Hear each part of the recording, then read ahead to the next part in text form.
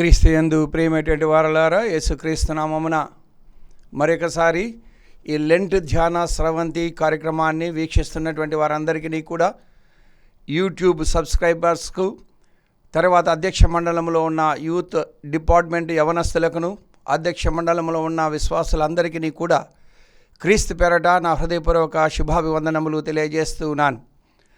Lent ధ్యాన స్రవంతి కార్యక్రమాన్ని ఏర్పాటు చేసిన ఆధ్యాత్మికమైన అధ్యక్ష మండల యవన సమాజము, అధ్యక్ష మండలములో వీక్షితులైనటువంటి వారందరూ కూడా ఆధ్యాత్మికంగా ఈ శిలువ ధ్యాన కాలములో దినదినము ఆత్మీయమైన అభివృద్ధి పొందాలని ఈ కార్యక్రమాన్ని అనేక సంవత్సరాలుగా ఏర్పాటు చేసినటువంటి దీని కర్త అయినటువంటి అధ్యక్ష మండలపు పీఠాధిపతులు the right reverend doctor Peyyela Isaac Varaprasad తండ్రి గారికి, శ్రీమతి సిడి భారతి తల్లి గారికి హృదయపూర్వక శుభాభివందనములు తెలియజేస్తూ ఉన్నాను. అంతేకాకుండా మన యూత్ డిపార్ట్మెంట్ డైరెక్టర్ గారికి, ఈ చైర్మన్ గారికి, రెవరెండ్ పిడిఎస్జే బెనహర్ బాబు గారికి, మన యూత్ బోర్డు సెక్రటరీ గారు యానీ మోజస్ గారికి ఈ అవకాశాన్ని తండ్రి గారు యూత్ డిపార్ట్మెంట్ కల్పించినందులకై వారికి హృదయపూర్వక శుభాభివందనములు తెలియజేస్తున్నాను. అంతేకాకుండా ఇక్కడ దీనిని అధ్యక్ష మండల క్షేమాభివృద్ధి కోసం పాటుపడుతున్నటువంటి ఈ ప్రార్థనా ఛానల్ వ్యవస్థాపకులైనటువంటి బాబు గారికి, వారి టీం అంతటికి కూడా సావుకులం అందరి పక్షాన, అధ్యక్ష మండలం అంతటి పక్షాన హృదయపూర్వక శుభాభివందనములు తెలియజేస్తున్నాను. క్రీస్తు యందు ప్రియమైనటువంటి వారలారా, ఈ లెంట్ ధ్యాన స్రవంతి కార్యక్రమమునకై ఏర్పాటు చేయబడినటువంటి ధ్యానాంశము సిలువ అనే దానిని గురించి, సిలువ ద్వారా మానవ జీవితానికి కలిగినటువంటి ఆధిక్యత, ఆ సిలువ ద్వారా మానవునికి కలిగినటువంటి విమోచన కార్యం ఎలాంటిదో ఈ లెంట్ ధ్యాన స్రవంతిలో మనము ఒకసారి గ్రహించుకుందాం. చిన్న ప్రార్థన చేసుకుందాం. ప్రార్థనలో దేవుని సన్నిధి ప్రసన్నత మన మధ్య ఉంచి దేవుడు నాతో మాట్లాడాలని ప్రార్థన చేసుకుందాం. పరిశుద్ధుడ పరలోకపు తండ్రి, కృపాభరితుడు అయిన దేవ, కృపాసత్య సంపూర్ణుడాని పాదములకు స్తుతులు స్తోత్రాలు చెల్లిస్తున్నాం. ఈ శిలువ ధ్యాన కాలములో ప్రభువా మరొక దినం మమ్మల్ని అందరినీ సజీవ లెక్కలో ఉంచి ఈ ఉదయకాలము లెంట్ ధ్యాన స్రవంతి అనే అధ్యక్ష మండలము ఏర్పాటు చేయబడినటువంటి కార్యక్రమంలో దేవుని వాక్య సందేశాన్ని నైనా సిలువను గురించి ధ్యానము చేయుటలో మీరు మాకు ఇచ్చినటువంటి శ్రేష్టమైన అవకాశాన్ని బట్టి నీ పాదములకు స్తుతులు స్తోత్రాలు చెల్లిస్తూ ఉన్నాం.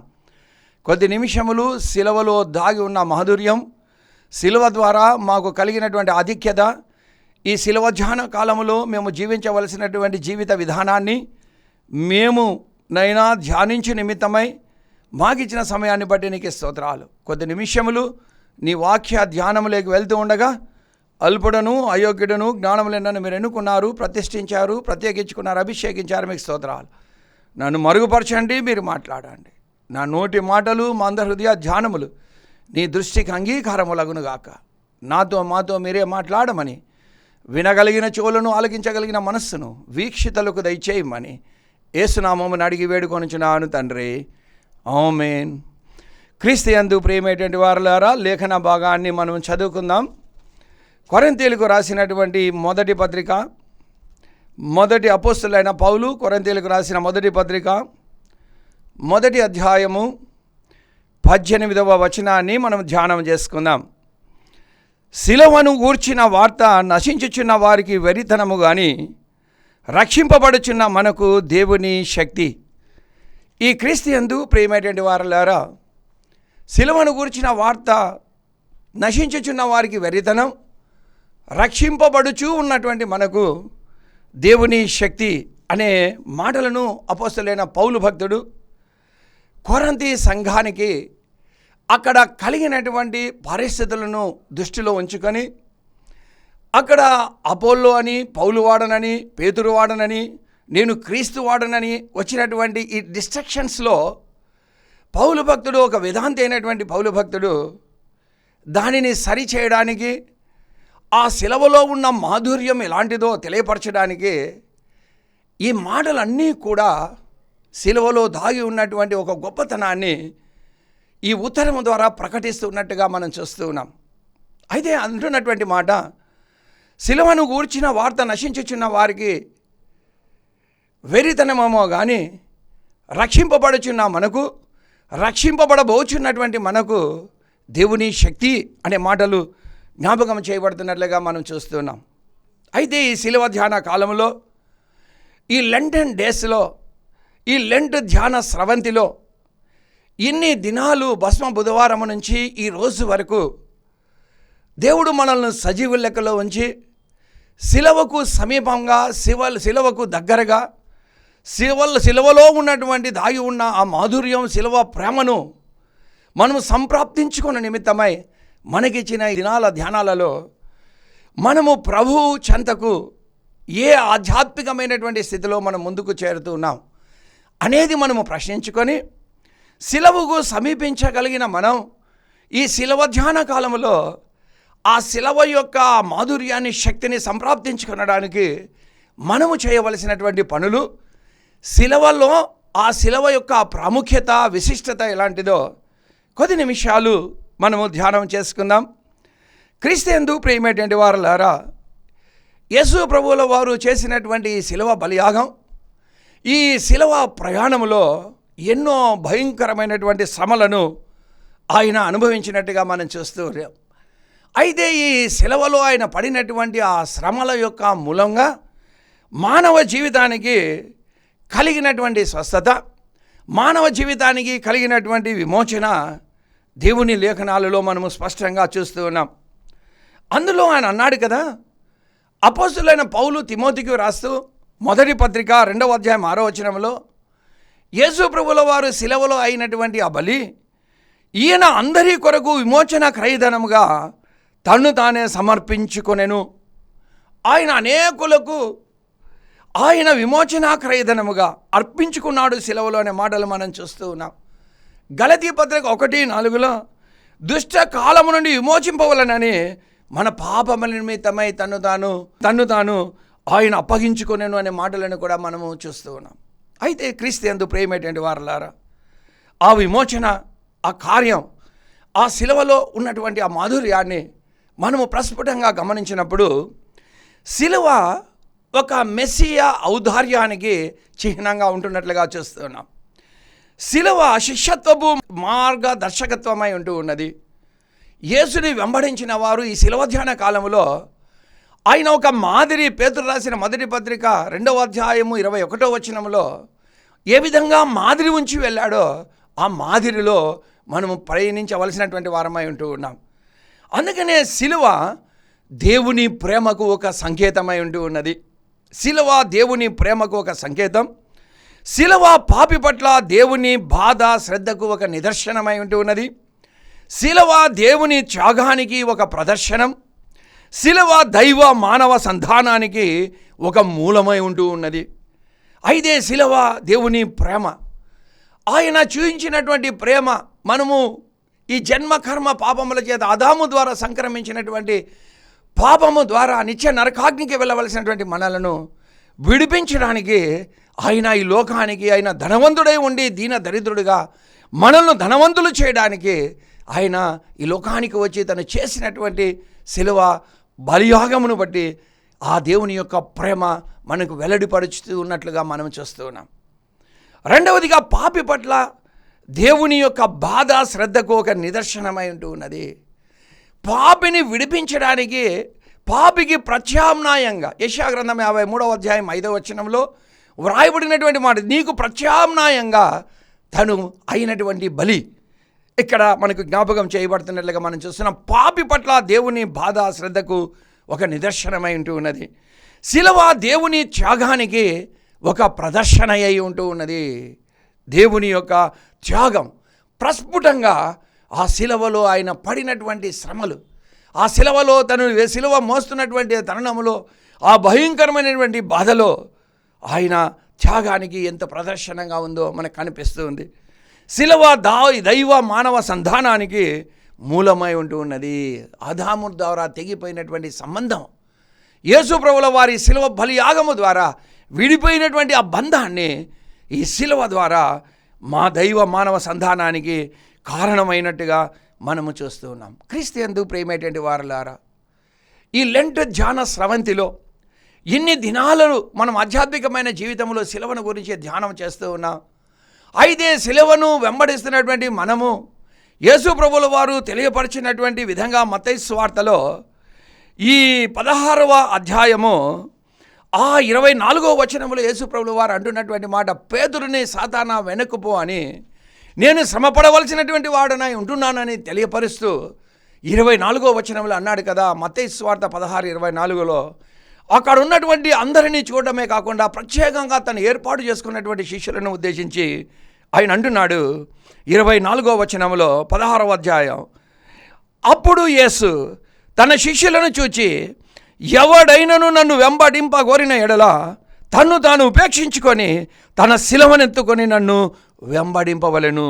తన ప్రాణమును గోరువాడు దాన్ని పోగొట్టుకొనను, నా నిమిత్తము తన ప్రాణమును పోగొట్టుకున్నవాడు దానిని దక్కించుకొనును అనే మాటలు జ్ఞాపకం చేస్తున్నట్లుగా మనం చూస్తున్నాం. అయితే శిలువ యొక్క ప్రాధాన్యత ఎంత గొప్పదో యేసు ప్రభువుల వారు సహితం ఆయన చెప్తూ ఉన్నట్టుగా మనం చూస్తున్నాం. శిలువ దేవుని ప్రేమకు ఒక సంకేతం, శిలువ పాపి పట్ల దేవుని బాధ శ్రద్ధకు ఒక నిదర్శన, శిలువ దేవుని త్యాగానికి ఒక ప్రదర్శన, శిలువ దైవ మానవ సంధానానికి మూలమై ఉంటున్నది, శిలువ మెస్సియా ఔదార్యానికి చిహ్నంగా ఉంటున్నట్లుగా మనం చూస్తున్నాం. ఇలాంటి శిలువ ధ్యాన కాలములో ఈ లెంట్ ధ్యాన స్రవంతిలో మరి యొక్క దినములో ప్రవేశించినటువంటి మనం శిలువను నామకార్థంగా మనము ధ్యానించినట్లయితే శిలువలో దాగి ఉన్నటువంటి యేసయ్య ప్రేమను, యేసయ్య ఔదార్యమును, యేసయ్య క్షమాగుణాన్ని, యేసయ్య ఆ కనికరమును మనము చూడలేము,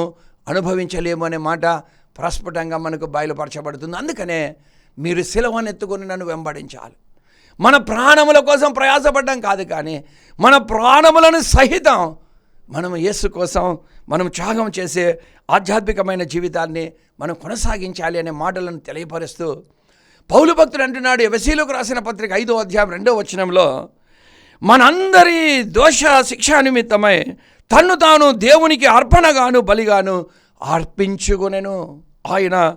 ఆయన తన్ను తాను దేవునికి అర్పణగా బలిగాను అప్పగించుకొనెను, పరిమళ సువాసనగా ఉండడానికి అర్పించుకున్నాడు. క్రీస్తు యందు ప్రియమైనటువంటి వారలారా, క్రీస్తుని కలిగినటువంటి మన జీవితాలలో మన ప్రాణములను సహితం, మన జీవితాలను సహితం దైవ సేవకులముగా ప్రభువును అంగీకరించిన వారముగా హృదయంలో విశ్వసించి నోటితో ఒప్పుకొని రక్షింపబడిన మన జీవితాలలో ఈ శిలువ ధ్యాన కాలములో శిలువకు సమీపంగా జీవించవలసినటువంటి వారంగా ఉంటూ ఉన్నాం. సమీపంగా జీవించడము అంటే శిలువలో దాగి ఉన్నటువంటి దేవుని ప్రేమ, శిలువలో దాగి ఉన్నటువంటి దేవుని యొక్క బాధ శ్రద్ధ, శిలువలో దాగి ఉన్నటువంటి దేవుని త్యాగానికి ఒక ప్రదర్శనగా ఉంటున్నటువంటి ఆ శిలువ బలియాగం, ఆ శిలువలో దాగి ఉన్న దైవ మానవ సంధానానికి మూలమైనటువంటి ఆ శిలువను మోస్తూ ధరిస్తూ భరిస్తూ మన జీవితాన్ని కొనసాగించాలి అనే మాటలు జ్ఞాపకము చేయబడుతూ ఉన్నాయి. అందులో క్రీస్తు యందు ప్రియమైనటువంటి వారలారా, ఇక్కడ వ్రాయబడినటువంటి మాటలను మనం చూస్తే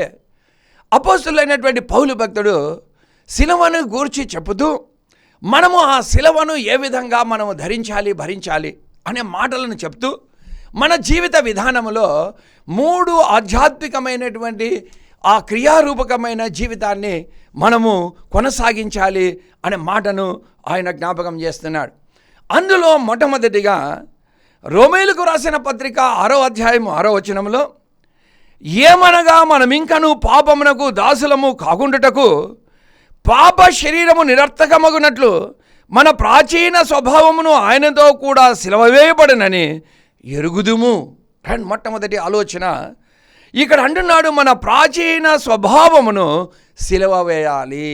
ప్రభువును అంగీకరించిన తోడనే ఈ సిలువ ధ్యాన కాలములో ప్రభువు వైపు చూస్తూ, సిలువ వైపు చూస్తూ మన జీవితాన్ని కొనసాగిస్తున్నటువంటి మన ప్రాచీన స్వభావం, క్రీస్తుకు వ్యతిరేకమైన క్రియలు, క్రీస్తుకు వ్యతిరేకమైనటువంటి ఆలోచన తలంపులు ఏవైతే ఉన్నాయో వాటన్నిటినీ మనం దూరపరుచుకొని జీవించవలసినటువంటి వారమై ఉంటూ ఉన్నాం. అయితే నామమాత్రపు క్రైస్తవ జీవితము కాక నిజమైన క్రైస్తవ ఆధ్యాత్మికమైనటువంటి జీవితాన్ని కొనసాగించుటలో మనము నిమగ్నులమై జీవించవలసినటువంటి వారమై ఉంటున్నామనే మాటలు జ్ఞాపకం చేయబడుతున్నట్లుగా మనం చూస్తున్నాం. దీనిని ఎఫెసీ పత్రికలో అంటున్నాడు కదా, అపోస్తలుడైన పౌలు ఎఫెసీయులకు రాసినటువంటి పత్రిక 4వ అధ్యాయం మనం చూసినప్పుడు 22వ వచనంలో అంటున్నాడు, ఇక్కడ ప్రాచీన స్వభావమును సిలువ వేసుకునుట అనే మాటకు అర్థాన్ని ఇక్కడ స్పష్టంగా వివరణ ఇస్తూ ఉన్నాడు. 22వ వచనం నుంచి 24వ వచనం వరకు, కావున మునుపటి ప్రవర్తన విషయంలోనైతే మోసకరమైన దురాశల వలన చెడిపోవు మీ ప్రాచీన స్వభావమును వదులుకొని మీ చిత్తవృత్తి యందు నూతనపరిచిన పడిన వారై నీతియు యథార్థమైన భక్తి గలవారై దేవుని పోలికగా సృష్టింపబడిన నవీన స్వభావమును ధరించుకొనవలెను అంటున్నటువంటి మాట ఏంటంటే, మొట్టమొదటి ఆలోచన ప్రాచీన స్వభావం. నీవు ఈ లెంట్ స్రవంతి, ఈ ధ్యాన స్రవంతిలో ఇన్ని దినాలు నీ జీవితాన్ని నువ్వు ఏ విధంగా జీవించావో గతంలో, అయితే లెంట్ ధ్యాన స్రవంతి ఈ మరొక దినాన్ని నీవు సజీవుడుగా ఉన్నటువంటి నీ జీవితంలో నీవు నేను తీసుకోవాల్సినటువంటి ఒక నిర్ణయం. శిలువ ద్వారా నాకు విమోచన, శిలువ ద్వారా దుష్ట కాలం నుంచి నేను తప్పింపబడ్డాను, శిలువ ద్వారా దేవుని యొక్క ప్రేమను చూచాను, నేను పడవలసినటువంటి బాధ నాకు మారుగా శిలువలో యేసయ్య పడ్డాడు, కాబట్టి ఆ యేసుకు నా జీవితాన్ని నేను సమర్పించుకుంటున్నానని గత స్వభావం, ఈ మునుపటి ప్రవర్తన దేవునికి దూరంగా నీ ఆలోచన తలంపుల చేత నీవు నేను జీవిస్తున్నామేమో.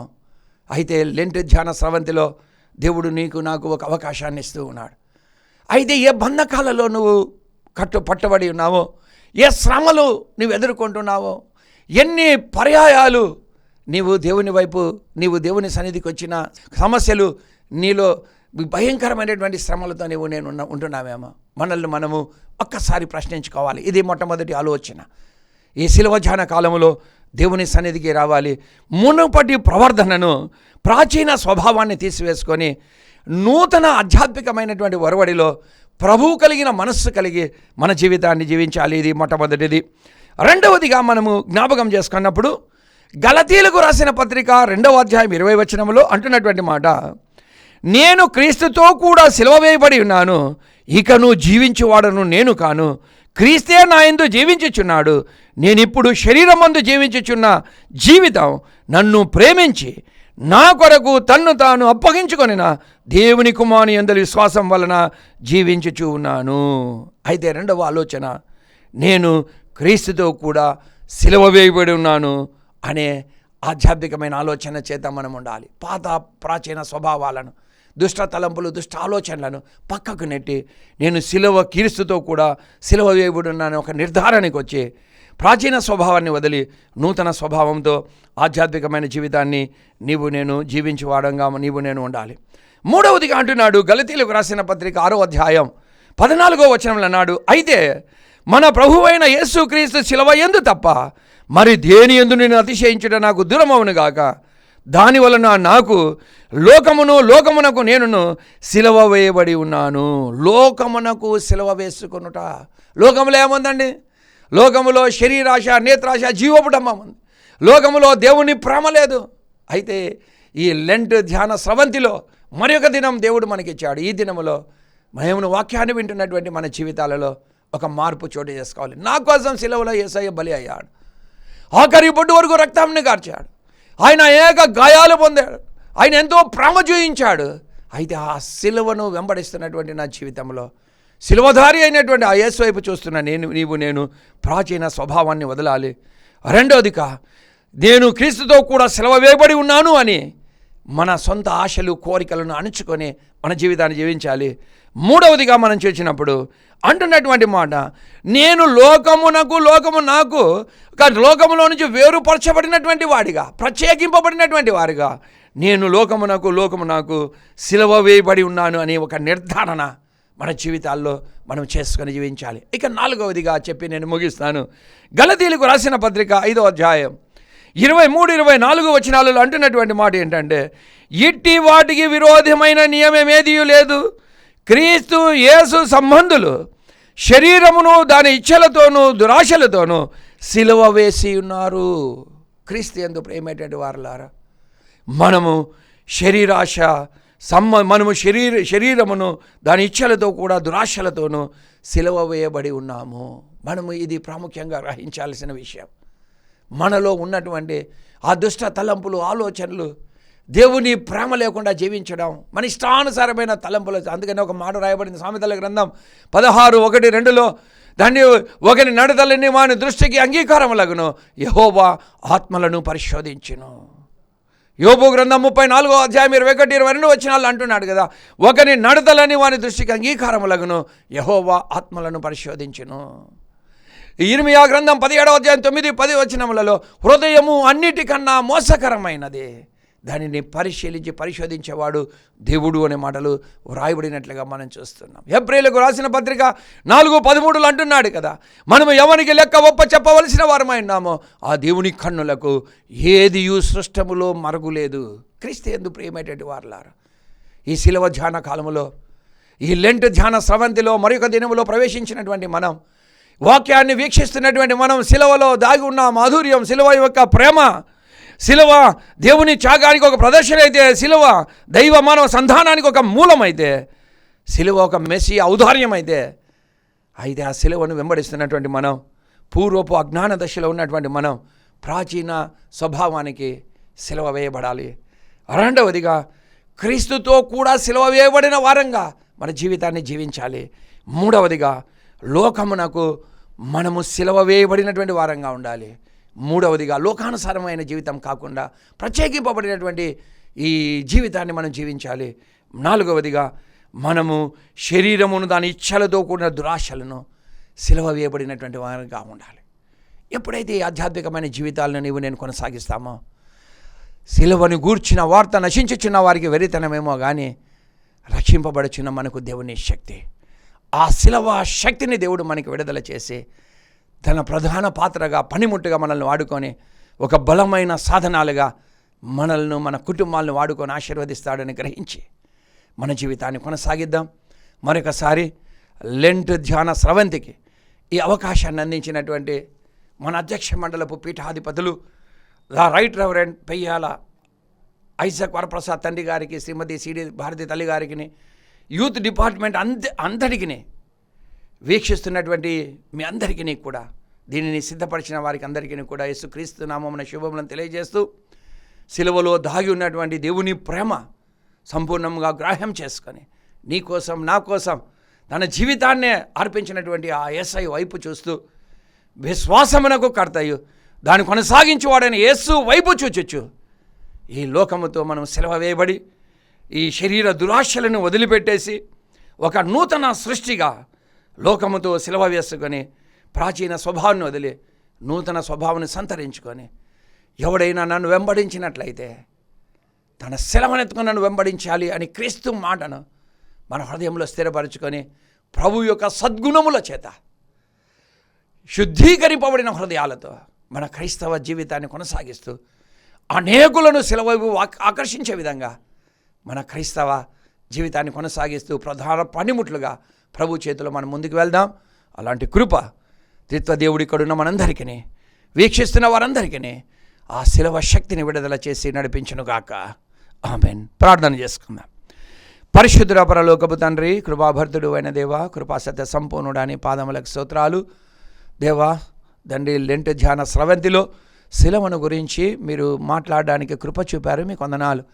ఆ శిలువలో దాగి ఉన్నటువంటి ఆ ప్రేమను రుచి చూచిన మేము మునుపటి ప్రవర్తనకు సిలువ వేసి ఒక నూతన ఆధ్యాత్మికమైన జీవితాన్ని కొనసాగిస్తూ, అంతేకాదు లోకముతో మేము సిలువ వేయబడి నైనా పాపమునకు తావివ్వక, మేము లోకస్తుల వలె కాక క్రీస్తు బిడ్డలుగా ప్రత్యేకింపబడిన వారంగా మేము జీవిస్తూ, నైనా శరీర దురాశలకు దూరమై క్రీస్తు యొక్క తండ్రి ఆ పవిత్రతకు, నేను పరిశుద్ధుడై ఉన్న ప్రకారం నేను పరిశుద్ధులై ఉండు అన్నట్టుగా ఆ దురాశలకు, శరీర కోరికలకు దూరమై ఈ లెంట్ ధ్యాన స్రవంతిలో ప్రభువుకు సమీపంగా జీవించగలిగినట్లుగా కృప చూపమని ప్రాధేయపడుతున్నాను. దేవా, వీక్షించిన ప్రతి ఒక్కరిని పేరు పేరున దీవించండి. సిలువను గూర్చిన వార్త నశించుచున్న వారికి వెరితనమేమో కానీ రక్షింపబడిన మాకు దేవుని శక్తి అన్నారు.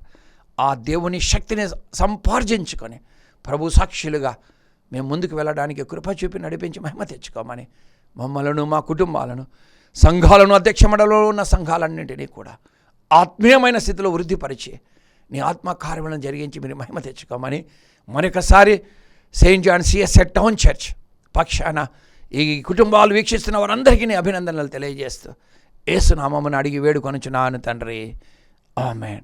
తండ్రి, కుమార, పరిశుద్ధాత్మ త్రియేక దేవుని దీవెనలు, సకల ఆశీర్వాదములు ప్రభు యొక్క శిలువ శక్తిని సంపాదించుకొని ప్రభు సాక్షులుగా ముందుకు వెళ్ళడానికి ఇక్కడ చేరి మనందరికీ సహాయం చేసి నడిపించును గాక.